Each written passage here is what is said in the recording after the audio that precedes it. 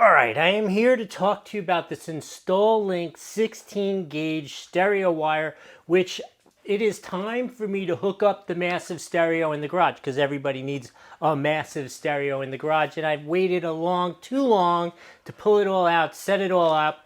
A little bit, we painted in here and stuff, and I kind of didn't want to start making holes in the wall, but it is time.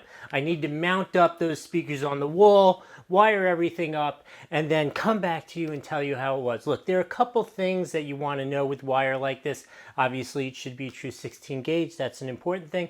The other thing is, does it balance like a hard protective coating and being soft enough to be able to manipulate it, move it, get it to hide the way you want it, get it to go and go along the seams and places where you need it to go. So, okay, I'm going to go install those speakers on the wall, hook it up with this, and come back with some freaking blaring music and tell you whether it worked or not. All right, let me go do that, and I'll come back and talk to you about it.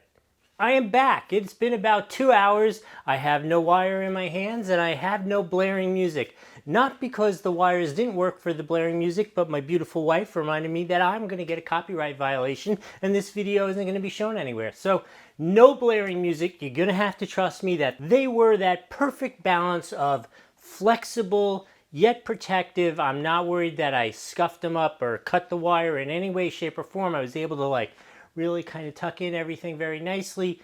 They were 16 gauge just like they were supposed to be. And obviously I found they work perfectly to communicate the signals, to make the sound, to make the music. And I'm very happy about that. So if you're looking for a set of 16 gauge cables for you to wire stuff, these are a great choice. Hope that was helpful. We'll see you next time.